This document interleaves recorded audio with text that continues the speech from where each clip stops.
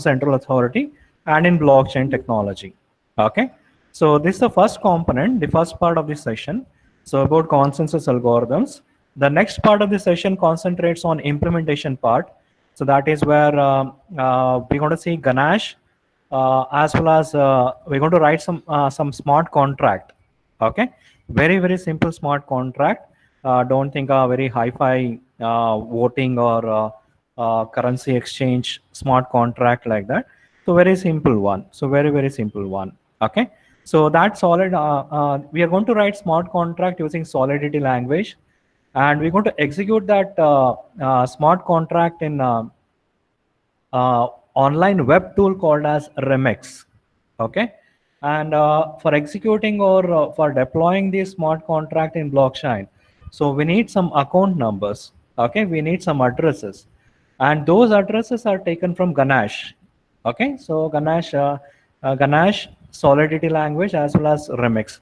So these three things we're going to see in this session.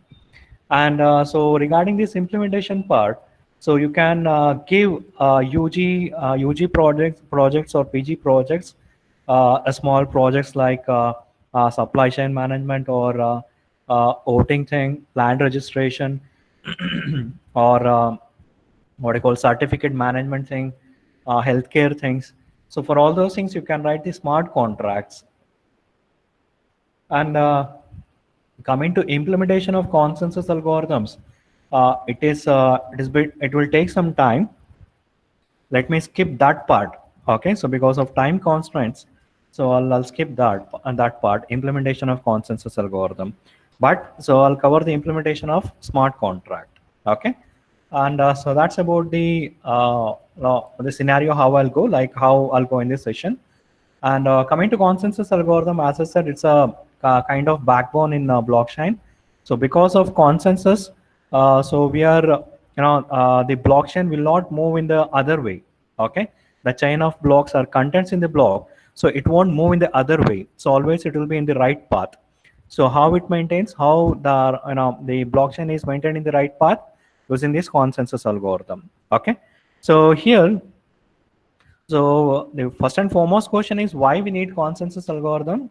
So there'll be a lot of adversaries. So there'll be a lot of adversaries in the system. Okay.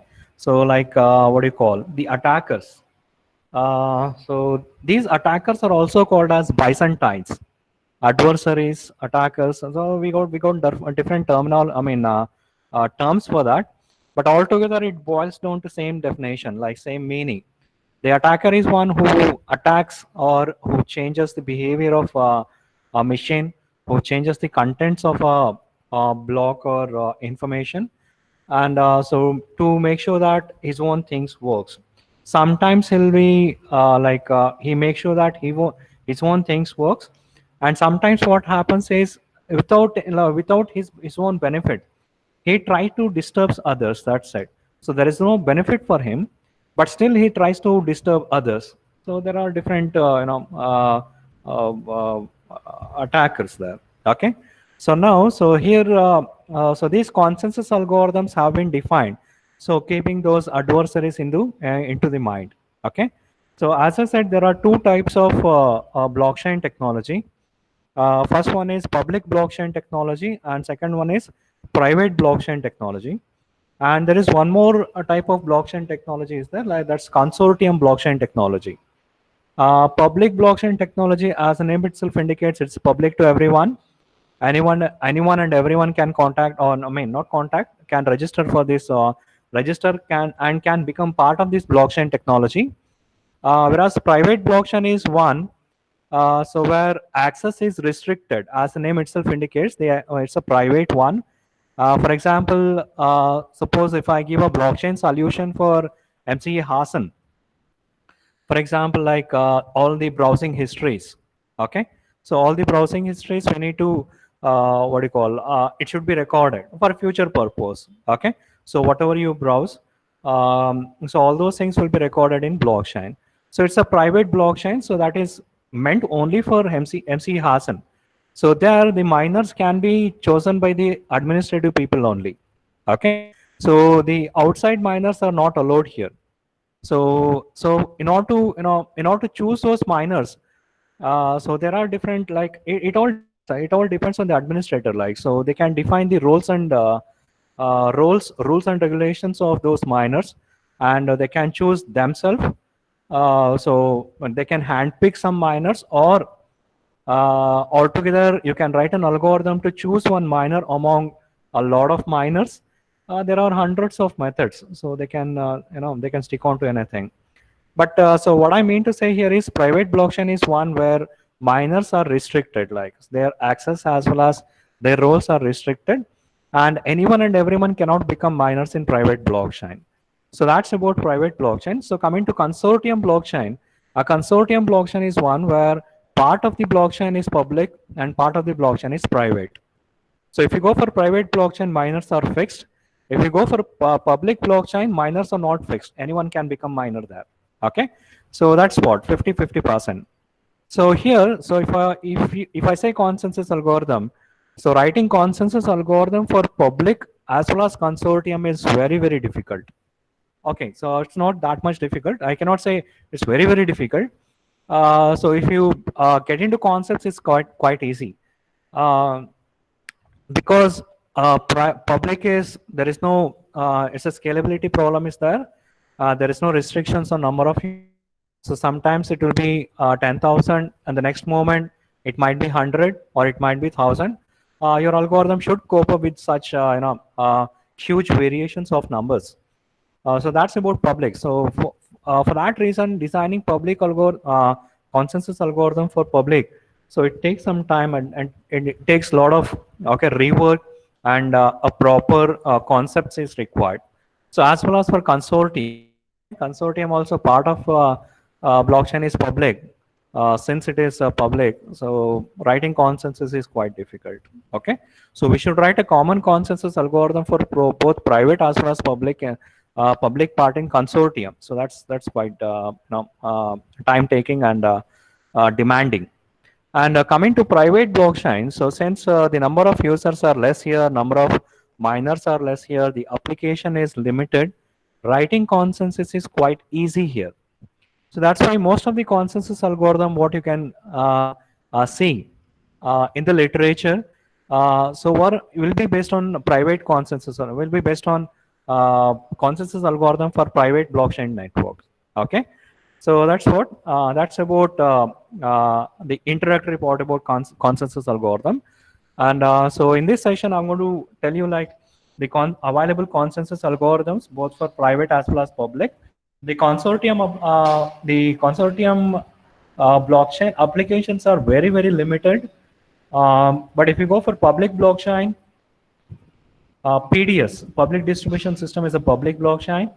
Healthcare is a public blockchain, and supply chain management is a public blockchain. So like this, there are multiple applications. But if you go for private blockchain, so there are the applications are so we got a boundary there. We cannot go out of that boundary. And so coming to definition, so definition goes like this. So it's a procedure to arrive at a common agreement. As I said, so there are multiple miners and independent heterogeneous miners, and these miners, they got they got a diversified what do you call thinking. So one miner can be might be thinking in one angle, the other miner will be thinking in some other angle, and in both the ways, like they might one miner can say that it is wrong, and other miner can say that it is right. So both will end up in a deadlock. So if such is the case, the consensus algorithm should come into picture. Okay, so the consensus algorithm should solve such deadlocks. So supposing that if consensus algorithms are not there, if such is the case, like, then so all miners will fight together, and one miner will say, no, my transaction should be added because it is right. The other miner says that no, that transaction is completely wrong. You should not add that transaction in the blockchain. So it will end up in again deadlock. So complete chaos there. Okay, complete chaos, and so no transactions will get added into the blockchain, right? So this consensus algorithm so tries to what do you call, they compromise all those miners and come to one conclusion.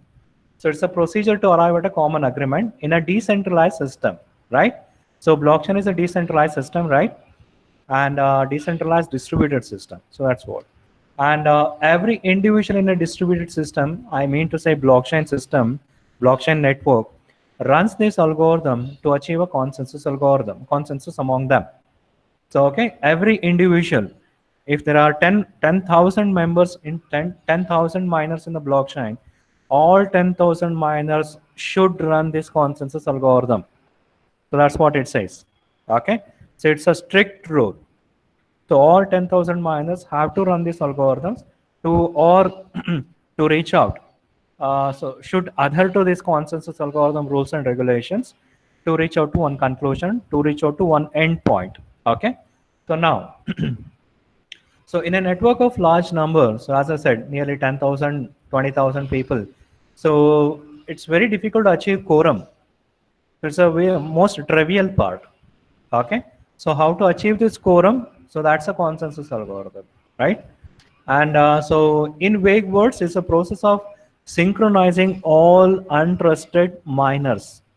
So why I said untrusted? Because it is open. So anybody can become miner in public blockchain as well as in consortium blockchain. So if anyone can become miner, so then we are not sure that the miners are genuine or it can be adversaries. It may be adversaries. That is a problem. So that is what. So even though adversaries are there, even though attackers are there, so we should make sure that blockchain accepts only genuine transactions. And that is the role of consensus algorithms. And you just see this one. So why we need consensus algorithms? So these are the two topics or two points what many people are many have observed in blockchain technology. Very first one is double spending, where, so as the name itself indicates, double spending the same coin twice. The other one is Byzantine general problems. Okay. So here Byzantine means adversaries, attackers. So Byzantine nodes means the nodes which are compromised. So compromised with some other person. So the nodes who tries to mislead the blockchain network. Okay. So those are all called as Byzantines. So coming to double spending, just see this one. So this is an image. So shows where Bob, so he's sending a digital coin to Lisa as well as Alice. The same coin so has been spent. I mean, has been transferred to Lisa as well as Alice. So that means now the question comes to which user, to which end user. So this coin belongs to, whether to Lisa or Alice. So that is the question. So this is called as double spending. So most of the times what happens is, supposing that, so before these consensus algorithms started dealing with double spending, usually what happened is, so many practical scenarios are there, practical examples are there. So after that, the consensus algorithms got upgraded, optimized to avoid this double spending. So usually, so what people used to do was, and they used to spend money, they used to purchase something using Bitcoin, and so after purchasing that, the transaction has to be processed by the miners. So these miners will take some time basically. Okay, so these miners are greedy. So these miners will take transactions, only transactions, so which are giving much high fees for them. If a transaction is giving low fees, the miners will not touch it. That means, so once you purchase some item using digital coin, cryptocurrencies, it will take some time. Okay, it will take some time to approve that transaction by all the miners and to get added in the blockchain. Once the transaction is added into the blockchain, so then it is confirmed. So in the transition phase, in the fly phase, what I mean to say here is, once the transaction is given, submitted to the miners, and till the miners adds those transaction into the blockchain, so we got a delay there. So within that time, so the user can respend that coin. Okay, so within that time, so before adding those transactions into the blockchain, so those coins users used to respend it because it was not added in the blockchain. So it was not concrete, right? So still those coins were in the hands of the users itself. Once the transactions will be added in the blockchain means the, that coins will be the authority on the on those coins will be taken over from the user. So because it is still under process, so users has got complete access to those coins. So now the users what he got a double benefit. The user has got the product first, then with the same coin, okay, with the same coin, he has purchased one more product, or he has transmitted that coin to transfer that coin to some other person. So without paying a single penny, so user will get some product, or user will send or achieve something there. So that is the problem. That's called as double spending. Okay. So that double spending problem has been um, solved in consensus algorithms. Okay. So in the recent, the latest consensus algorithm. So coming to Byzantine general problem, so it's also called as Byzantine fault tolerance algorithm. So BFT we say. So it's adversaries in the networks who tries to divert the goodness of the blockchain network. So you can see this one. So all these are miners. So it is called as what do you call uh, uh, three general problem. It's a well-known problem. So where two armies wants to attack one what do you call the enemies, and they'll be separated apart, and they should send a message across each other, but the message has to go through the enemies, and the question is whether enemies will encode, I mean decode it, and they will change it. That is the question here. So just go through that one, Byzantine general problem. It's a very interesting topic. So here, so the conclusion I'm giving here, the Byzantine general problem. So what it says is, so if all are together, all are coordinated, so then they can attack and win the attack and win against the enemy. If there are some adversaries, these are all the traitors. See this one. So this is one guy, another guy. So who they will be along with the others. Others thinks that these two are with us, but actually these two are adversaries. So the others may think that they will help, but they won't help. So now see this one. So the combined attacks, it is more strength now. So it's more strengthful. So now see this, and only three are attacking here. So out of six, only three are attacking. Other three are the traitors. So he's not attacking. So he's going somewhere else. He's going somewhere else. So he's not attacking. So initially, what they will say that we will attack together. So all will say that we will attack together. So and these miners, these people, they'll believe these adversaries. They'll try to attack, but what they see, the traitors will not attack, so they'll go away, right? So that is what. So this is called as Byzantine. These are all Byzantines. So this one, this guy, these guys, they are called as Byzantines. So Byzantines are one who tries to disturb this system, right? So that Byzantine people we should manage in consensus algorithm. So that is called as Byzantine general problem. So now, so why consensus algorithm? To handle double spending as well as to handle Byzantine nodes. Okay. So now, so what are all the challenges we face in consensus and designing the consensus algorithms? So first one is crash failure. A crash failure is one. So where, so while supposing that there are 10 nodes, and so I'm also participating in consensus phase, and for some reasons my system goes down, it will get crashed. So OS crash or hardware crash or something like that. And I won't give my choice. I won't give my opinion. So here what happens is others might think that I'm a traitor, okay? I'm a adversary. So that you need to deal with. So next thing is, so Byzantine faults. Byzantine faults are genuine Byzantine people. So they are adversaries. They try to attack system. Okay, attack network.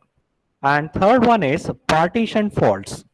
A partition fault is one, supposing that there is a network, and so while the consensus phase is going on, the network will get divided into two parts. That's called as partition. So now you just say this one out of 100, supposing that 20 goes out. So there are only 80 people. So out of 80 people, consensus has to be done. So it's a unusual situation for the consensus algorithm. Suppose if the thing that so it's not 20, it's almost 50. So the network got divided exactly in between, and so this side we got 50, other side we got 50. So now which transaction to be accepted? So where? So that is a question. So those things has to be dealt in, you know, consensus algorithm. So crash failure, Byzantine faults, and partition faults. Okay, so these are the parameters what one should think while designing a consensus algorithms.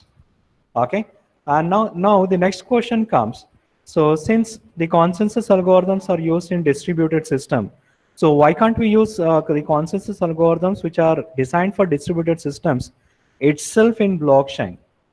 So because blockchain is a distributed system, so already consensus algorithms are there in distributed system. So why can't we use those consensus algorithm for blockchain? That is a question.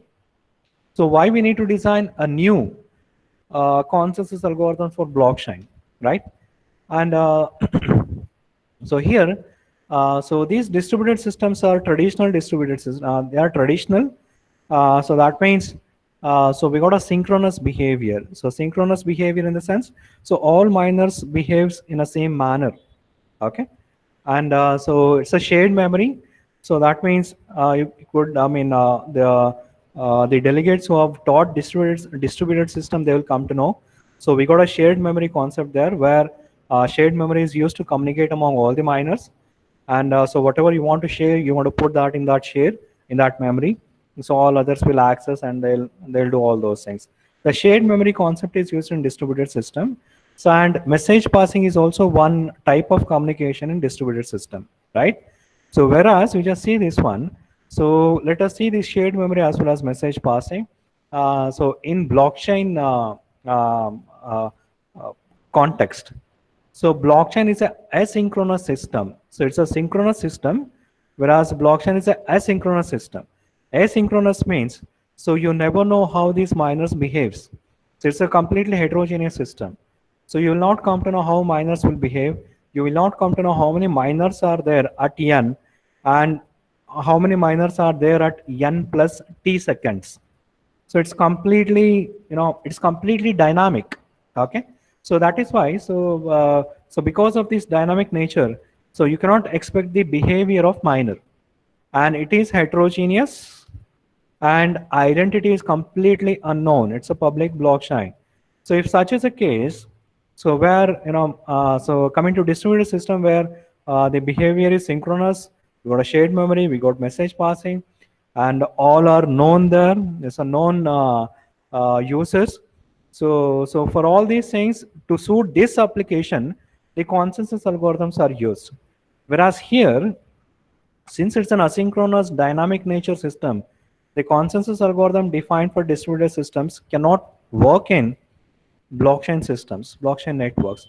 So I cannot completely say it won't work. It works, but performance is, bit low. Okay, so that is why the consensus algorithms which are defined for distributed systems, so cannot be used as it is. Okay, so for blockchain networks. So there are two types of consensus algorithms, based on methodology and based on application. So if you go for based on methodology, so it's called as proof of concepts based consensus algorithms and voting based consensus algorithm. If I say proof of concept based consensus algorithm, it is basically for public blockchain. If I say voting based consensus algorithm, so it is for private blockchain. Okay, so coming to based on the application, so for permission networks, so permissioned networks means private blockchain. So there we got a different consensus algorithms, and permissionless, that's a public blockchain. So there we got different set of consensus algorithm. So like this, we can bifurcate the different types of consensus algorithms. And so coming to different consensus algorithms, so some of the consensus algorithms have written. I mean, so we can see on this slide, proof of concept based. We got a proof of work, proof of stake, proof of weight, proof of importance (POI), proof of trust (POT), proof of burn, elapsed time (POET), proof of activity. So these consensus algorithms are used for public blockchain. As I said, proof of concept means public blockchain.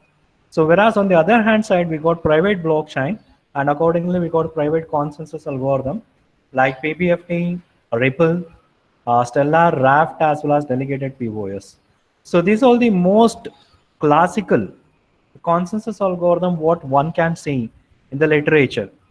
And so whenever we design a new consensus algorithm, so we will compare that our consensus algorithm against these things. So usually we will design consensus algorithm for private blockchain only. So we will compare those things with this. Or else if you go for public blockchain, compare your algorithm with any of these consensus algorithm. So very famous one is proof of work, so which is used in Bitcoin, and proof of stake, which is used in Ethereum. So apart from these one, so these variations have come.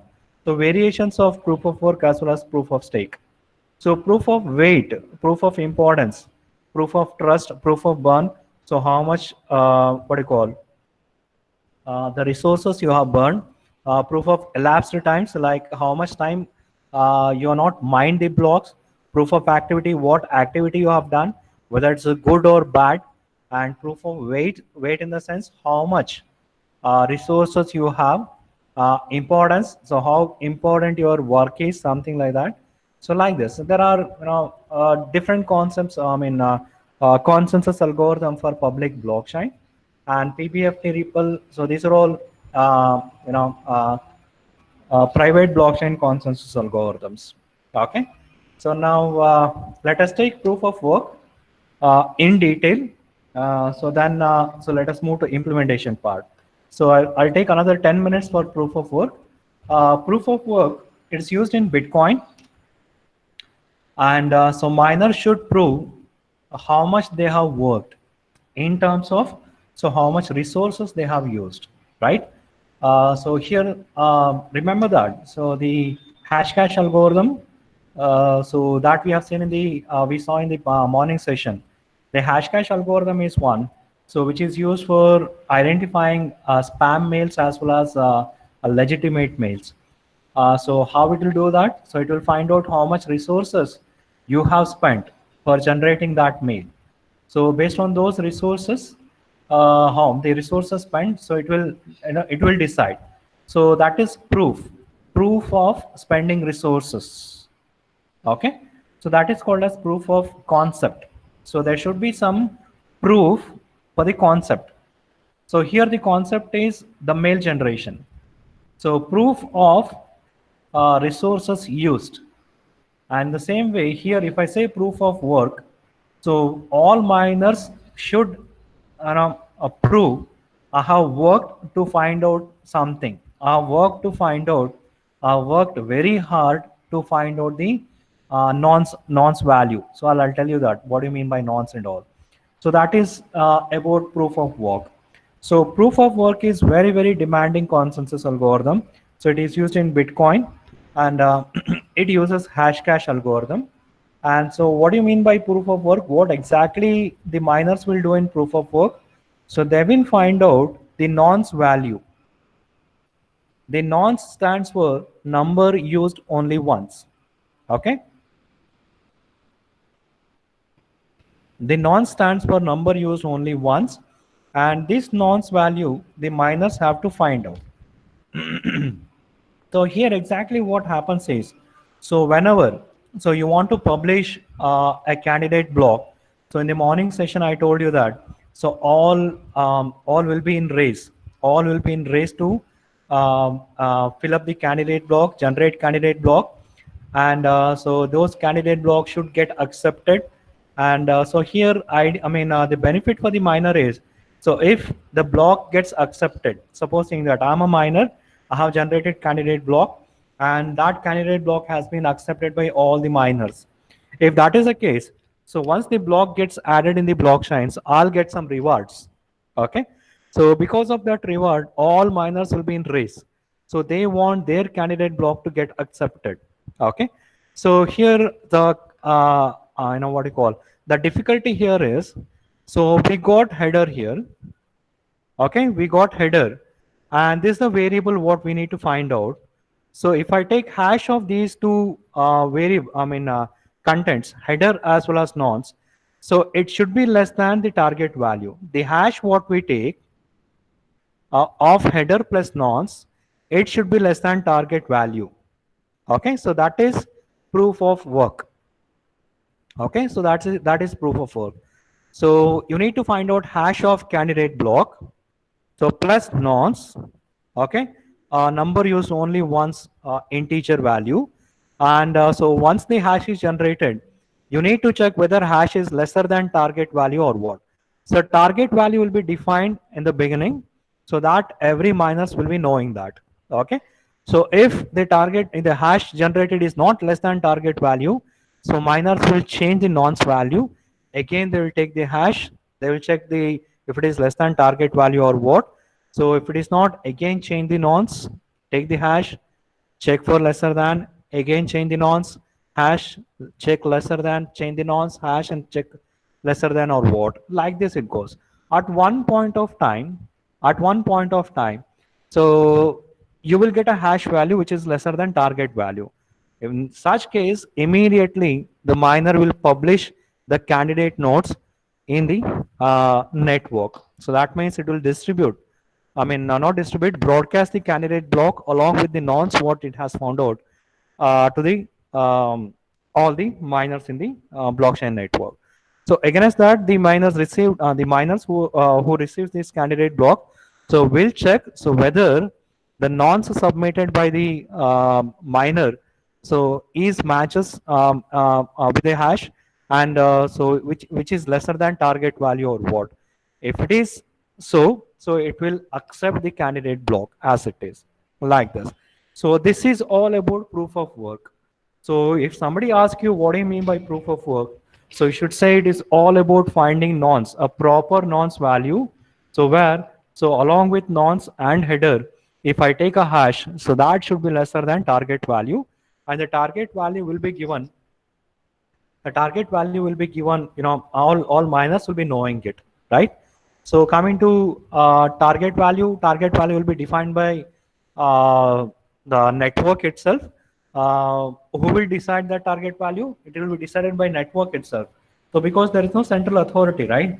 So if there would have been central authority, he would have defined the target value. So because there are no central authority, because it's a distributed network, the network itself will find out the target value. I'll tell you how that target value is found out. And one example is the leading the hash value what you get.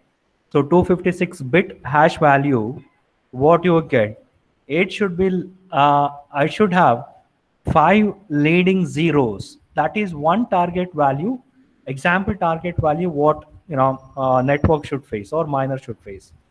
So in such case, the miner should find a hash value, so where the hash value should contain first 5 leading zeros.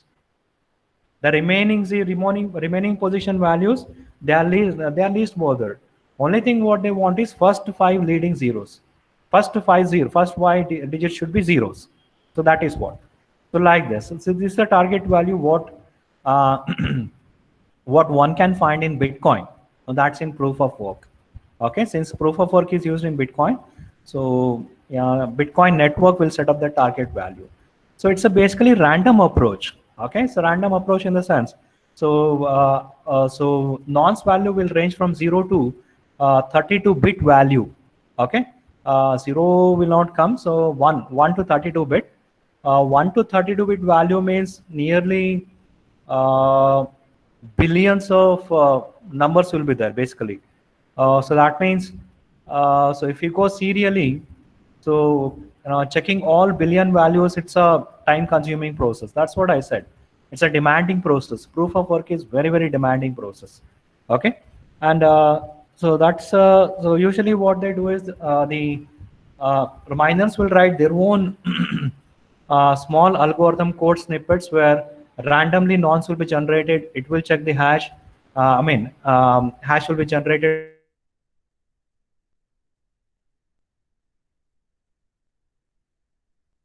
So like this, they'll write their own small code snippets, okay, small algorithms, and so they will. It's an endless loop. So once it is the target is reached, it will come out. So like that. So now the question comes: why we need to set this target value? So why? So why can't we accept the candidate block as it is when it is generated? So what's the use of this target value? So here what happens is. So in Bitcoin as well as in Ethereum, there is a restriction. So because so whenever you generate some block, or whenever the block is accepted by miners, added into the block, so the miner who generates that candidate block will get some perks, will get some bitcoins. So because of his work, okay. So because he has generated that candidate block, so he should be rewarded. So he'll get some bitcoins. So if I go on accepting all the blocks as it is when it is generated, so then it is very easy to generate bitcoins. Okay, so it's easy to get the reward from the Bitcoin network. So the idea here is you should work and get the rewards. As it is, network will not give, just like that, network will not give reward to you. Okay, so work hard, get the nonce, and get paid. So then that's why there is a huge race there. So why there is a huge race in the sense? So just I'll show you. Just see this. Bitcoin value INR. Can you see this? 7,88,399. 7,88,399 rupees. For one Bitcoin, you will get 7 lakhs, almost 8 lakhs. Can you imagine? So just like that, you cannot earn this. You need to spend a lot of resources. You need to find that nonce. Unless you find that nonce, you won't get that 7 lakh value, 7 lakh rupees. So that is the funda here. Okay. So these the blockchain network will put some puzzle for you, and you need to solve that puzzle.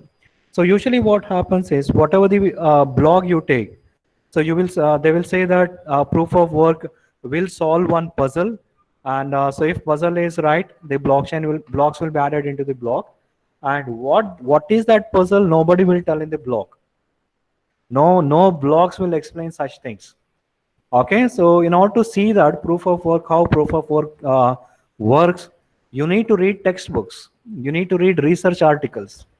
Okay, so just blogs will not say anything. So even after this session, you just search for some blogs. So they will say that proof of work, so will solve some highly difficult computational puzzle. So they won't say that what is that puzzle. The puzzle here is you need to find out the nonce, proper nonce value. So such a way that hash of header plus nonce value is lesser than target value. If nonce is not right, change the nonce, again go for the same thing. So endless like this. Okay. So now, what do you mean by nonce? So number used only once. It's basically an integer value. It's a 32-bit value. It ranges from for 4 billion values. So 32-bit means it is as good as our IP address, right? So Internet Protocol address. So it also ranges 32-bit. It also has got 32-bit value means, right? And it also ranges up to 4 billion values. So just like that, so if you got a 4 billion values, out of 4 billion values, you need to find one value, one integer, so which satisfies that condition. You got my point? Out of 4 billion value, you need to find one value here. So if which generates a hash which is lesser than target value. So that is the difficulty level what you got in proof of work. And random numbers, so it's completely random, so you can go for so it's basically you should go for random tries only. You cannot go for serial values. Okay, serial approach. So now so what happens here is whenever okay, so I got 5 more minutes for this session, proof of work. Then immediately I'll go for implementation part. So there is one thing called as UTXO, unspent transaction output. So this unspent transaction output is a memory pool. So this memory pool will be maintained by all the miners. Okay, so it will be maintained by all the miners. So what is the role of UTXO? For what purpose this UTXO is used means, so all the transactions which are verified by the miners, so that will be put into UTXO. Okay, so that means, so I'm a miner, I'm maintaining some a memory pool, a UTXO. It's also called as transaction pool. And so this transaction pool contains all the transactions which are not mined, which are yet to be mined. So there should be some place to store all the transactions, right?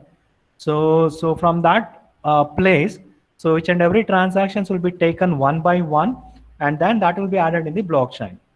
So this is this UTXO acts as that place where all the transactions are dumped, and from that memory pool, from that UTXO, so one transactions, each and every transactions will be taken leisurely. So then candidate block will be constructed. So let me tell you, each and every miner maintains this UTXO. Each and every miner maintains this UTXO. Each and every miners will have its own transactions list, right? So this UTXO will be common across, so the content of UTXO should be common across all the miners, right? So that's one thing. And so take transactions from UTXO and construct candidate blocks. So this is the role of miners. And construct the header, accept nonce, okay, and find the nonce. So this is the role. So get the hash, check the target value. If not, again, find the nonce, get the hash, check the target value, go back nonce, hash, check the target value. It goes on. It's an endless loop. So once you get the proper nonce out of 4 billion values, so then your job is complete for that candidate block. So in order to go for 4 billion values, so that's why, in the morning session, I showed you one miner is maintaining racks together of ASIC cards, application specific interface cards, just to, find out nonce only, terahashes per second nonce. So now who will set up the target value? So all miners will set up the, a target value itself. So since blockchain is a decentralized system, the miners have to take a call on target value. Okay, so all nodes will run a formula simultaneously after n blocks have been added. Okay, so this formula says what should be the next target value. So in the Bitcoin, what happens is, so there is a unwritten rule that for every 10 minutes a block should be added or block should be generated. Okay, whereas in Ethereum, so for every 15 seconds, so one block will be generated. Okay, so now so this formula, what it will do is, so after n blocks, so these n blocks, so it will find out how much time has been taken to mine this block or to add these n blocks in the blockchain. If it is as good as 10 minutes per block, so then this formula will give the next target value as good as the same previous one only. So if all the miners have found out or added these blocks pretty sooner, so then formula will give much tougher values. So tougher values means instead of 5 zeros, it will reduce it to 4 zeros or 3 zeros. So let me remind you, as the number of zeros are less, so finding out proper hash is very difficult. Okay, so like this. So this formula will be simultaneously run by all the miners after n blocks. For example, so now we got 12th block running. After every 100 blocks, the target value will be refixed.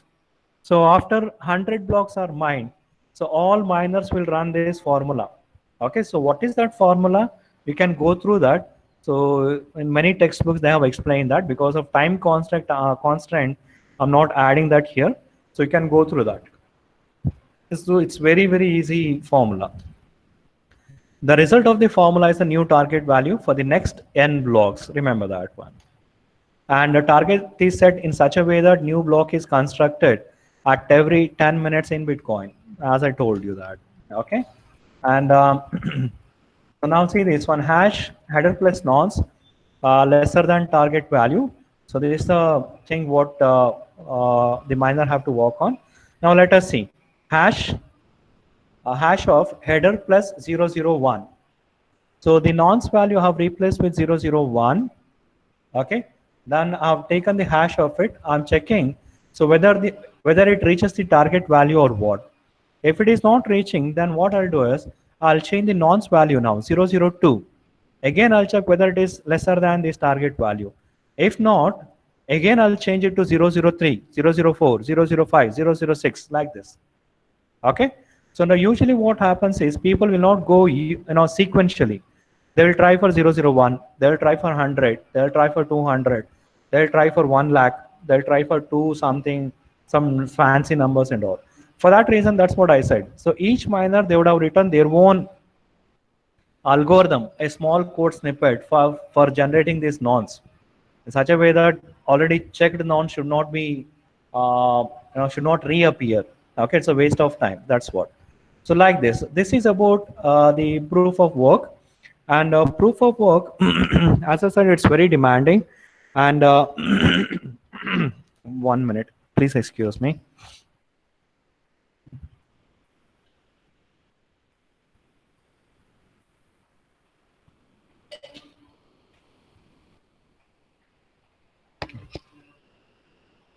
Yeah, as as I said, proof of work is very demanding. Um, so these, in terms of hardware, I mean to say, so here the miner who has got more number of ASIC card, so definitely he got more power, more terahashes per second. So he got, the chances of finding a proper nonce by him is very high, because he got more ASIC card. So nearly 100, 200 ASIC cards are there. So naturally he'll be more powerful. So whereas if me as a miner with only small desktop, so the number of hashes generated by my system and the number of hashes generated by the guy who has seen who you saw in the morning session with racks together of ASIC cards. So definitely he is at par from me, because it's a single desktop what I got. He got racks together of ASIC cards. So that means it is quite demanding. And so you just imagine the number of ASIC cards what that guy, well, that miner has maintained, how much heat it produces. So just for a single server, you would have seen that in your colleges and all, for maintaining a server. So maintaining server just for your campus, the temperature requirement for that server is it's very cool, a cool temperature, like cooled environment, because it will get heated up very soon. So that is regarding only one server. Can you imagine hundreds of thousands of ASIC cards? So how much heat it produces in order to cool down, how much ACs he has to put, and in turn that AC how much heat it produces. So it's all linked here. So that is why proof of work is not eco-friendly. So that is the another thing. And so proof of work, what else? Uh, so proof of work, so we got a statement there. Proof of work says that always what do you call the highest hardware capacity guys wins always. So that is a statement what we go for proof of work. So if I'm rich in hardware, definitely I should win. So that's about proof of work. And so that's all from consensus algorithm. So let us go for implementation part quickly. Uh, so implementation part, as I said, we are seeing the Ganache as well as Solidity language. So Ganache is basically it's a what do you call? It's a wallet producing tool. So this Ganache will give you the keys, okay? The keys as well as addresses. So the Ganache you can download it. So it is available for Windows as well as for Linux. And once you download it, so do not double click on this directly. So go for properties and permission. And can you see this? Allow executing file as a program. You need to check it. If you won't check it, so your system will get hanged. Okay, so let me repeat that. So once you download this Ganache, right click on this, go for properties, go for permission, and you should click on this, check it. So check this checkbox, allow executing file as a program. So without doing this, if you double click on this, so your system will hang up. Okay, so now, so just double click on this.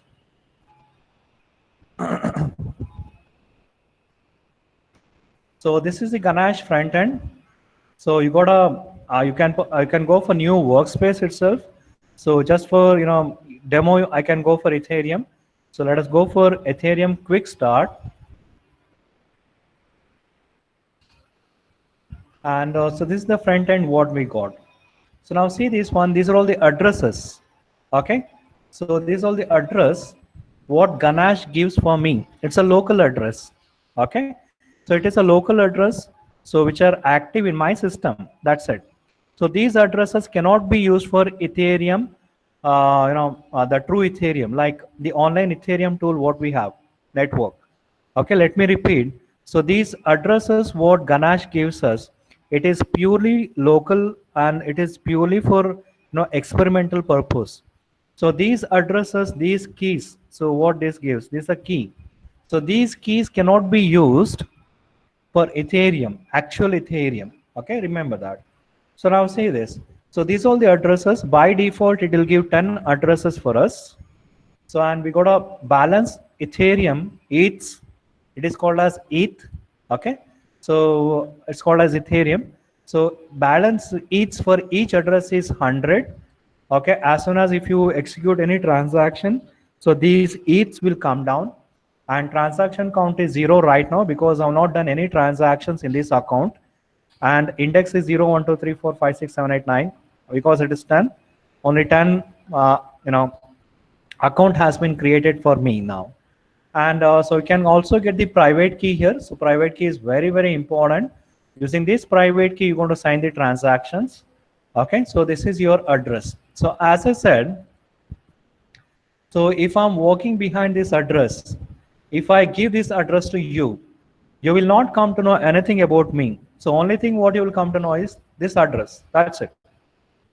So if I give this address to you, so behind this address, who is there? Nobody can crack it. That is the advantage. Okay. So now say this. So now, so we got accounts here. We got blocks. So here blocks. So we don't have any blocks here so far. So that's why so 0th block is by default it comes. That's a Genesis block. And transactions, there are no transactions so far. Contracts, we are not deployed any contracts. So events, there are no events so far as such. Okay. So now see this one, the gas price. What do you mean by gas means? So how much, there are the, what do you call, the transaction fees and the gas. These are all two different things. The transaction fees is what you give to the miners. The gas is one, so which miners spends, okay, to to execute the transaction, to mine the transactions. Okay, so just like diesel. So diesel, you should burn diesel to move from one place to another. So just like that, miners have to burn this gas to execute the transactions or to mine the transactions. So totally we got quite huge gas here. The gas limit is 67, so let us not worry about that. And network ID is 5777 and RPC server. On what server? So this Ganesh is working. So you know this. So very famous IP address, self loop address. So no address is no place is better than this place, 127.0.0.1, and so 7545 is the port. So where this Ganesh is running. So mining status is auto mining mode. So this is about the Ganesh. Okay, so the accounts what we need. So now see this. Supposing that you don't want only 10 accounts, so you need some 100 accounts or something like that. So in such case, what you should do is you should go for these settings. The rightmost, you just follow my mouse pointer.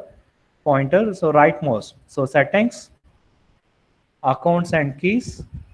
So total accounts to generate, it is 10 here. We just make it 100. So if you say 100, so then 100 keys will be generated. 100 accounts will be generated basically, right? And chain information is there. So we just go through that one. Okay. So we don't have much time here to, you know, for dealing with those things. So we'll go for main part, core part. So this is the, we have created our account now. So we got the private key, we got some gas limits, we got some ethers. Okay, this is basically wallet. We got our wallet. So why we need these account numbers? So why we need this gas? Because in blockchain technology, whatever you do, you should have one address. Without address, you cannot do anything. You should have some ethers, because so miners will expect some ethers from you, expect some fees from you. That's what. So 100 ethers. So you got these for each addresses, and private key is there. So these key can be used for some specific application. So that's about, so this Ganesh. So now, so let us go for remix. Okay, so there is one online tool called as Remix. Just Google that, Remix for blockchain. So it's an online IDE. Just click on it. Let me show you once again. uh, Remix for blockchain. Okay, so very first, uh, the output from the Google. So just click on this.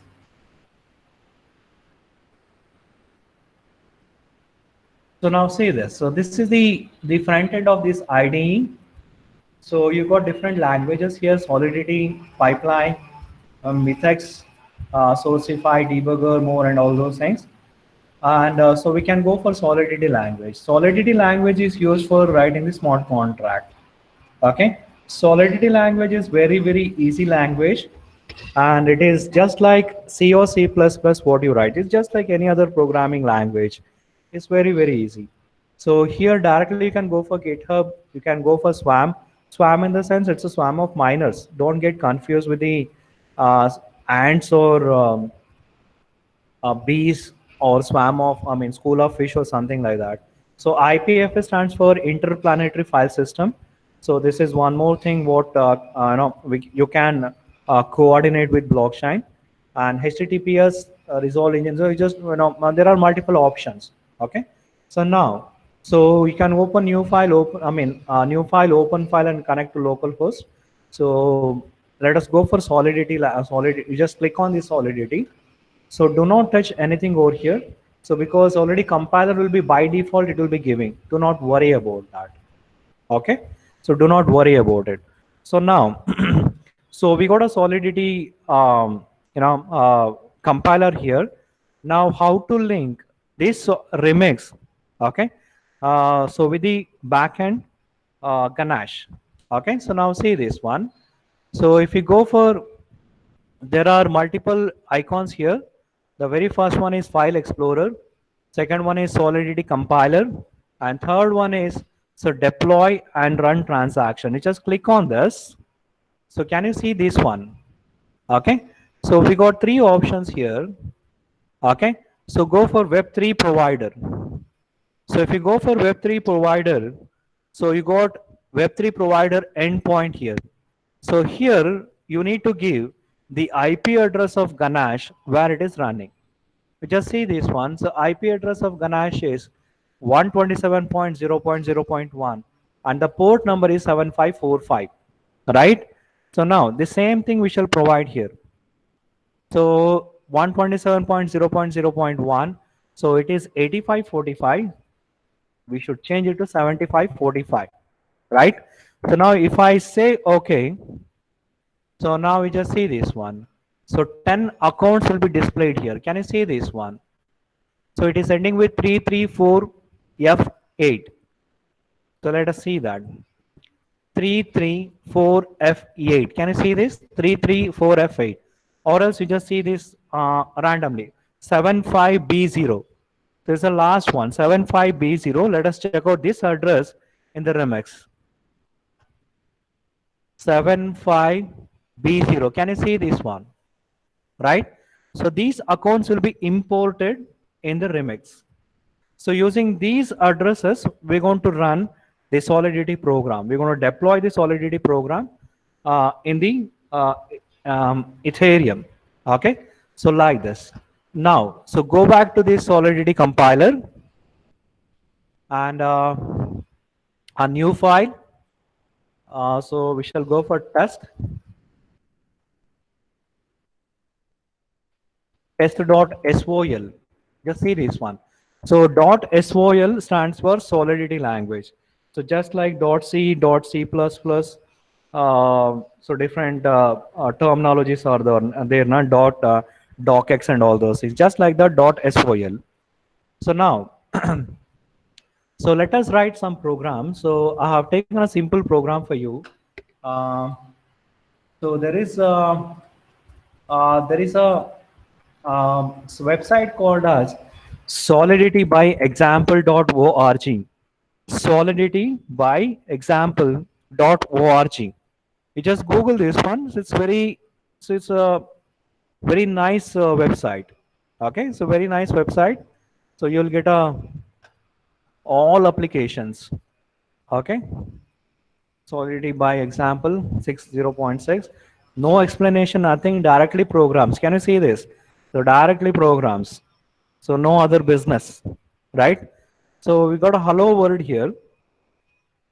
So can you see this hello world program? It's a very simple one. So we got a pragma solidity and solidity compiler we need to give. And here we need to write a contract. So since solidity is used for writing smart contract, so the name of this file should be contract. So just like, so creating a class. So class name.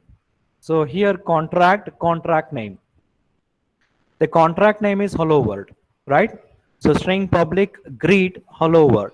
So just we are assigning this hello world to this variable. Okay, string public. You know this one public. What do you mean by public? What do you mean by string? So it's very easy actually. Solidity language. So well, let us go for very first app. And instead of this, I got one simple program here. Yeah, let us go for this.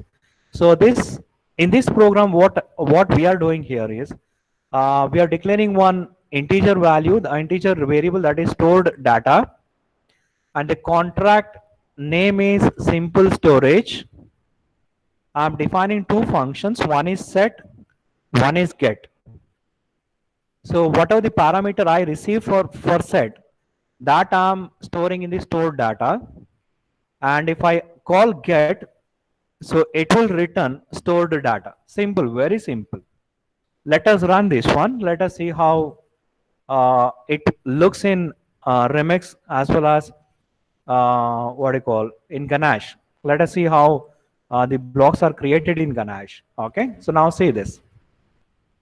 So since I've checked this auto compile, so whenever I copy this, automatically it will get compiled.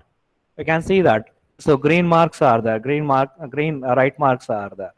So now go back to this Ganesh. You just see this one. So there are no transaction count 0 and 0.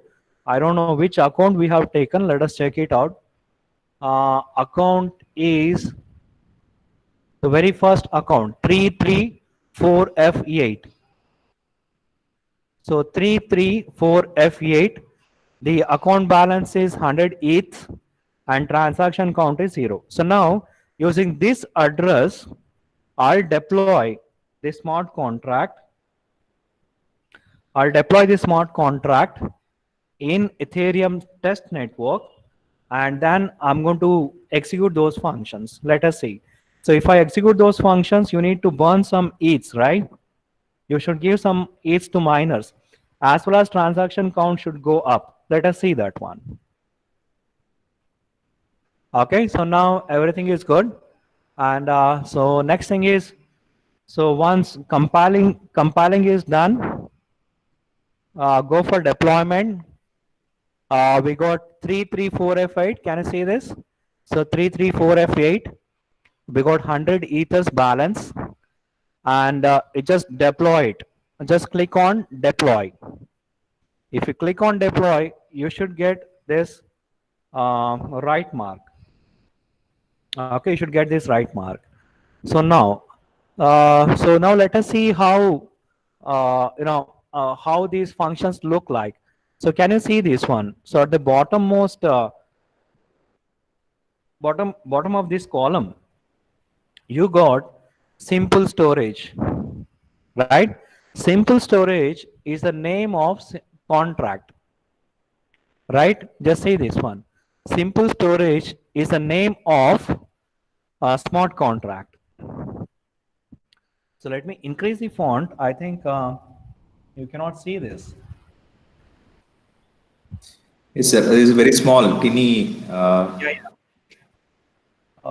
You would have. I'm very sorry. Hope you got this. Now it is fine, sir. It is visible. Yeah, yeah. Do you want me to explain from the beginning again? So because okay, so let us complete it. So simple storage is the contract name. Okay. So now see this one. Let me explain from the beginning. So this is a Solidity program what we have written, smart contract. This contract has been compiled. Click on this. So just give auto compile. What are the changes you do, that will be compiled automatically. Do not change this compiler, because by default it will check and it will give the latest version. And then once compilation is successful, okay, so don't touch anything here. So publish on Swarm, so publish on IPFS. It is basically, it's a test network what we got in Ethereum. So that means you need to deploy, you're deploying these smart contracts in these test networks. So let us not go for that right now. Okay. And go for deploy. So deploy, so you should click on this deploy. And so before deploying, check out the account number. That is 334F8. So remember that one. So 334F8, 334F8 is the very first address what we are using. And so deploy it. So once you deploy, you'll get a green signal here. Yeah, see this one. So bottommost, at the bottom of the screen. So now see this one. So here, when you click on this simple storage, you'll get two functions, set as well as get. So these two functions are defined in a smart contract. So before that, so we deployed this smart contract, right? So let us see, so whether in Ganesh, so this smart contract has been deployed or what. Can you see this transaction count? 1. So that means smart contract has been deployed, right? So it has used it, one transaction count means the only transaction what we have done is deploying deploying that smart contract. So just see this one. 0 is the Genesis block. So block 1. So this is the deploying contract actually. So contract creation. Can you see this? The rightmost one. So contract has been created, and for that one block has been created. The problem with this Ganesh is you cannot see the content of the block. Only thing what you can see is, can you see this? So it's a huge hash numbers, transaction data. Can you see this? Can you understand anything this? Nothing. So that's a security level what we got in blockchain. right? So that's what. Um, that is one block. So that block is for basically for adding a contract, deploying contract. So now what we shall do is, so we shall call these functions. If we call these function, you need to burn some eats, because miners will take care of these actions, these transactions. Okay, so now what I'll do is set. So I'll give 30 or some 4,000 value I'll pass to set function. So this 4,000 will be passed to this set function, and this 4,000 will be passed to this stored data value. So that means you just see this. If I click on set, can you see this right mark? That means value has been set for the stored data. Now again, go back to Ganesh. Just see this one, block number 2. Can you see this? One transaction. So contract call. So we are calling that contract, smart contract. Okay, so like this. And so we got 2 blocks. And now see this. What we shall do is, now we shall call this function get. If I call this get function, so it should return the value of stored data. Stored data is what? We have stored 4,000. Let us call it. So the value here is 4,000. Can you see this? So if I say get, so it will give 4,000. For this also, okay. Okay, account is not, okay. So what exactly happens here is, so for get, so just we are getting information from the smart contract. So for that, transaction is not created, gas will not be burnt. So only when you change something, when you change the state of a variable, then the gas will be burned. So if you are reading something from the smart contract, so no changes will be done there. Okay, so like that, a set as well as get. So now what I'll do is I'll change it to 8,000. Again, I'll ask for set. So there's a green mark here, right mark. You just see this. The number of blocks should be, so 3 now, right? 4 actually, except Genesis block, it should be 3. So again, so now 3 blocks are there. Now if I go for get, the result should be 8,000, but the block should not be added there, right? Because it's a get function. Can you see this? Right? Can you see this? Only 3 blocks are there. So like this, so like this things works. So still eats are 100 only. That means we're not paying much for the miners. If you work for a quite big calculation, then eats will be burned. It's a very simple one. Get and set, the eats will not be burned there. So like this, so like these things works in Ganesh as well as Solidity language. Remix is there, and so the other thing is Truffle. So Truffle is one where it's a terminal. What do you call? So through terminal, we're going to deploy the smart contract in Ethereum. So a lot of commands are there, but the Remix is the best thing. So because it's a GUI, it's very easy to find out what happened and how to access the addresses and all, Ganesh and all. So this is one thing.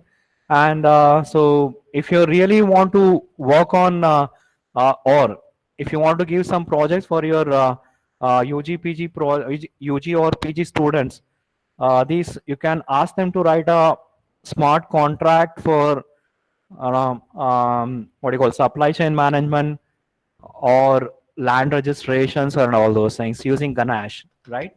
If you Google, so you'll get hundreds of programs actually. So applications are there. See this Merkle tree generation, arithmetic overflow and underflow. Okay, so now let's not go for this. 1 minute. Solidity, simple examples. You can see this one. So Solidity example, so there is a voting, right? So voting, some complete code is there, and make sure that your students will not copy as it is. So first thing is you need to do homework. You need to check what topics or what contents are not, what features are not there in this, what do you call, in this Solidity, I mean, in this contract. So that feature you need to ask them to add it, right? And in the same way, the auction, simple auction is there, and blind auction is there. So you got plenty of simple remote purchase is there. So there are plenty of Solidity Language Pro. I mean, Solidity smart contracts available in the net. You can work on. Okay, and I think time is up for me. Uh, that's all from my side. So don't give a break now. Immediately after this session, go back and recall all the points. Solidity language, Ganesh, smart contract, consensus algorithms, almost all things, whatever we have seen in this uh, two sessions.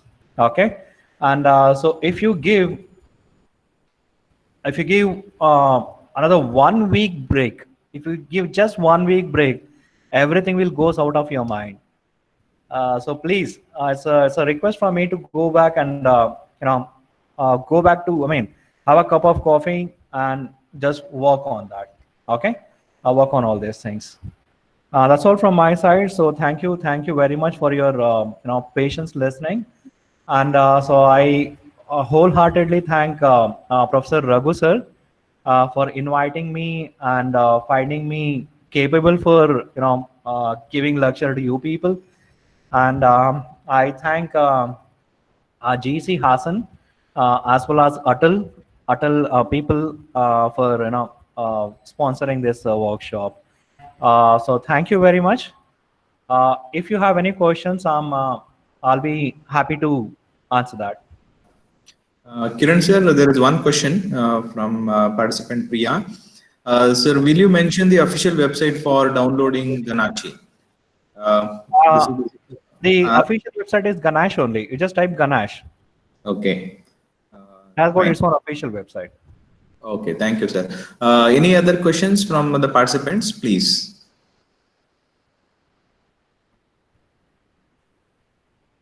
Okay, but Kiran sir, it was very nice to have you as a resource person to our FTP, and you are elaborated thoroughly on the blockchain technologies. You are with us from last 3.5 an hour, and I think our participant got more knowledge, and they're improved even, and they'll also take your suggestions in doing better and better in their academic and research. Thank you, sir. On behalf of GEC and all the participants, I wholeheartedly thank you for coming here and guiding us from for two different sessions in a day on blockchaining technologies. Thank you for your nice presentation, Thank the you. elaborated talks and all. Thank you very much, sir. Thank you Thank very you. much. Thank you. Thank you very much. I can see chats here. Yes, Uh, sir. Yeah, sir. You can please look into the things. Our participants are. It is 90. It was 102, sir, at one time. It is 91 now. I think. I will be usually what happens is Raghu sir, usually a blockchain session will be for at least 2 days. Yeah, So yeah. in I know. 2 days I Sir. can we can completely go in deep about implementation part. So it's Yes. like kind of hurry burry, like within three Yeah, years yeah. I I try to understand. complete or show the points and But stuff like that. sir, we'll do again on only blockchain technology, and we'll work together on it.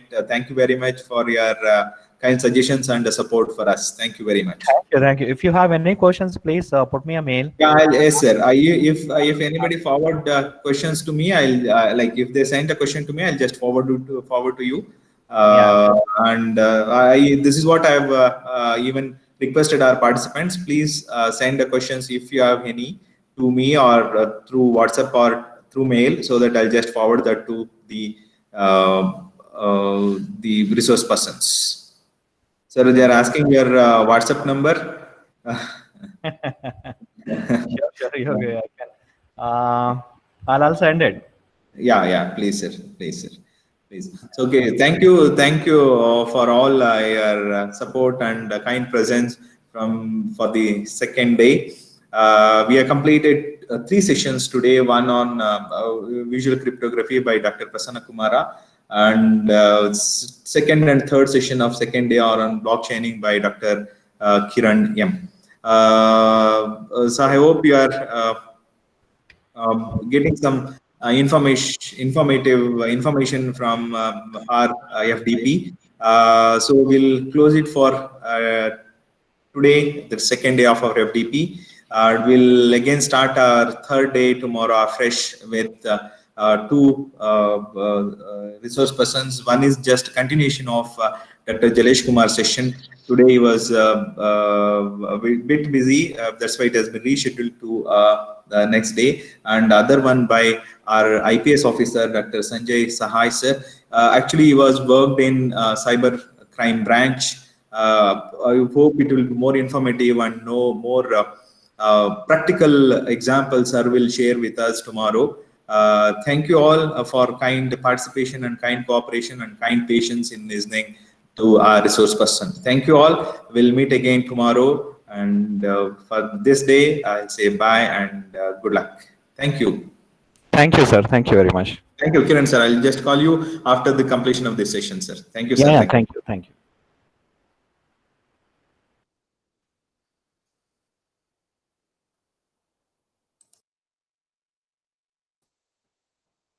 Today in mail and in WhatsApp, I'll just share the feedback form. I'll request all the participants just to give a feedback for the completed sessions, not for the whole sessions. It is a request from my end. Kindly give up feedback only to completed sessions. I want feedback for three different resource persons. One is for Dr. Prabhakara. Yesterday sir has completed on overview of security, and second session by Jalesh Kumar, and the Jalesh Kumar sir is taking one more session tomorrow. So we'll take the feedback of Jalesh Kumar sir tomorrow. And today morning, Dr. Prasanna Kumar sir has completed on virtual cryptography. Please kindly give your feedback on that. And also on second and third session of today's FDP, that is on blockchaining technologies by Dr. Kiran M. Thank you. I'll just share the feedback, link of a feedback form in WhatsApp and a mail by today evening. Thank you all. Thank you very much.